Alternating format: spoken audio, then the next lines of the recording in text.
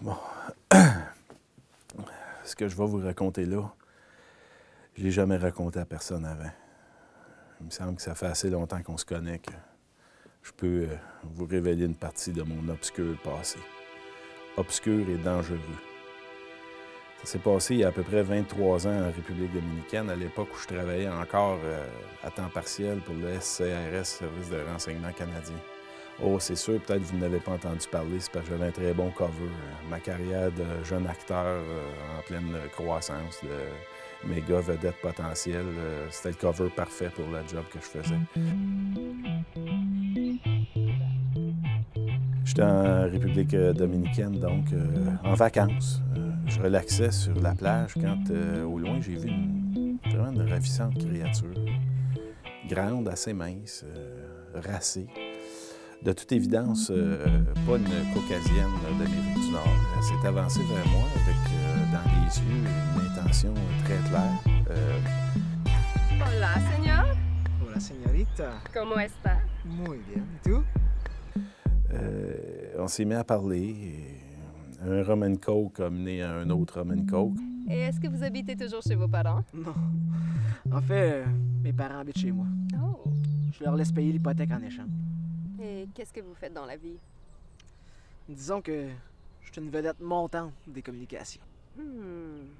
Alors ça veut dire que vous êtes riche. On s'est retrouvés en train de danser le merengue dans une petite bicoque sur le bord de la plage. Elle avait un drôle d'accent qui n'était pas latino, je n'arrivais pas à mettre mon doigt dessus. Finalement, j'ai réussi à apprendre d'elle, qui était quand même mystérieuse, qui ne parlait pas beaucoup, que son prénom était Olga. J'en savais pas beaucoup plus qu'elle, mais je sentais une attraction animale entre elle et moi. Une espèce d'électricité moite de la jungle. Nos corps se rapprochaient irrésistiblement, tels deux aimants, un positif et un négatif. Vous savez comment ça marche. À un moment donné, ma main effleurait sa cuisse, nos lèvres se rapprochaient quand tout à coup, boum! Je me suis réveillé, je ne sais pas combien de temps après, ligoté sur une table en métal. Olga était dans un coin de la hutte. Moi, je pensais bien que c'était elle. J'avais de toute évidence été endormi par le 4e rum and coke dans lequel elle avait dû mettre une substance chimique. Si agua?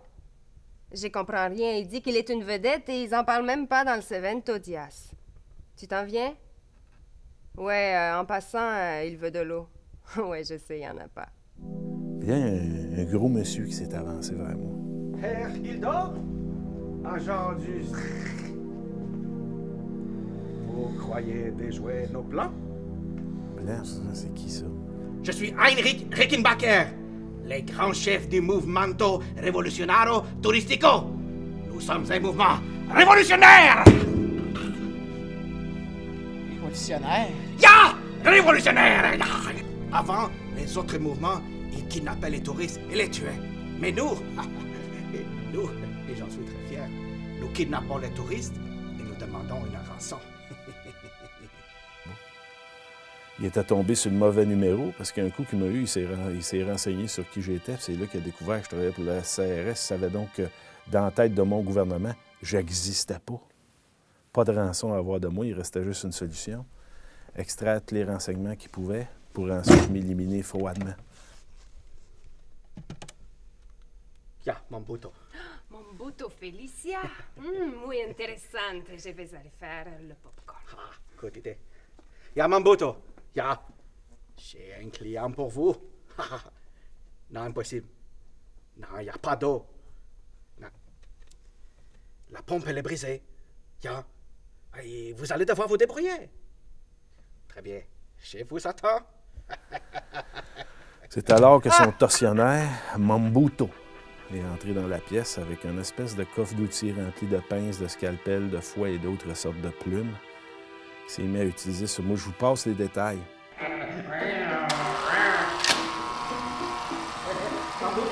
C'est votre client.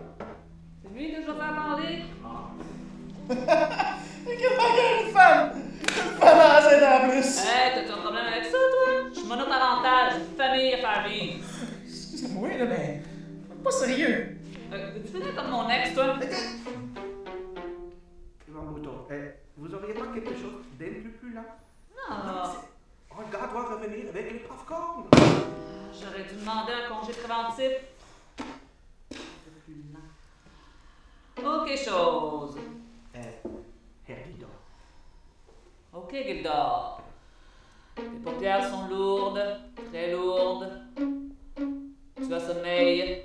Au compte de 3, une goutte tombera sur ton front.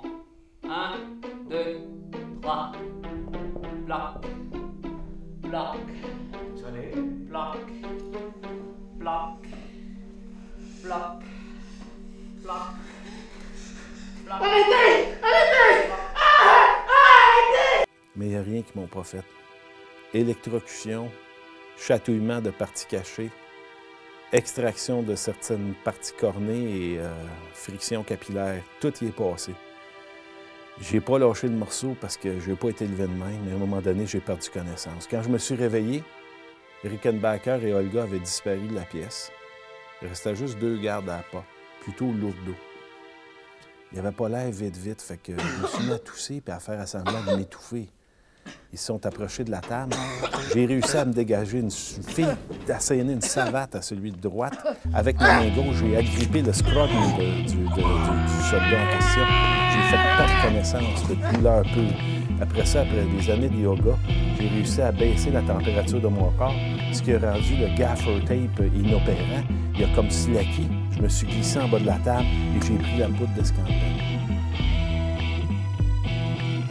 Quand je suis sorti du bunker, je me suis trouvé dans la jungle, une jungle épaisse, puis à perte de vue. Pas de route, pas de véhicule. Rickenbacker avait à sa solde une tribu. Que passe, hombre? Tu as un message pour moi? Très bien, facile. Message de Rickenbacker. Tout est plus vite possible. Gildor? Gildor, roi! Ramasse la tribu, on part en chasse. Où son message? Hey! Je cherche des mouches. En as-tu vu? Ils avaient mis à sa solde en les saoulant de temps en temps et en les abonnant à des revues comme le Lundi et ses jours. Come on, gang! On s'en va à la guerre! Yes!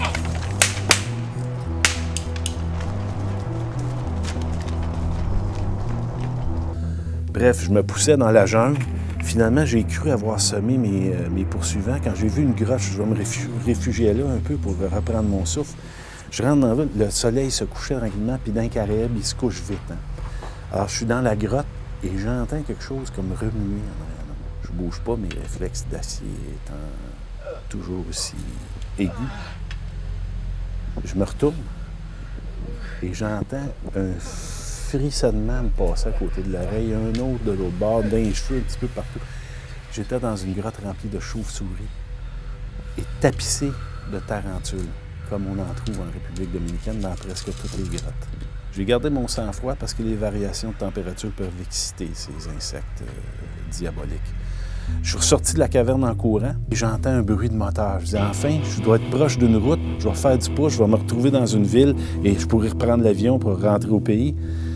C'était pas une route, c'était un hélicoptère. L'hélicoptère de Rickenbacker qui s'est mis à me pourchasser à travers la jungle.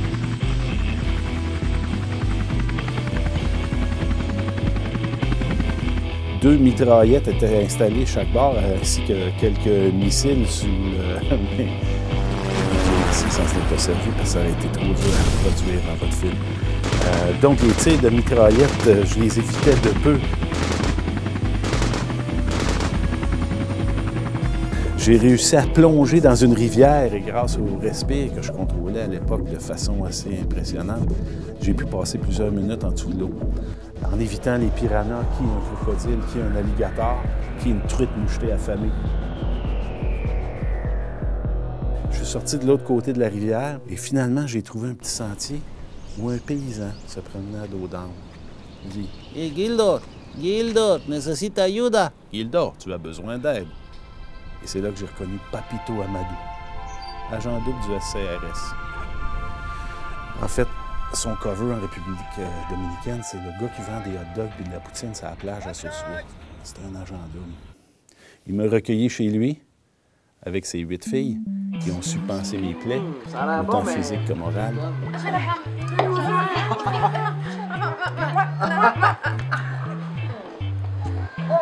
Là, les filles, je vous regarde. Vous êtes très joli. Mais il me semble que ça manque de bikini. Voilà! Ah, on a oublié notre bière, on revient. Oups, je pense que je me suis trompé d'endroit.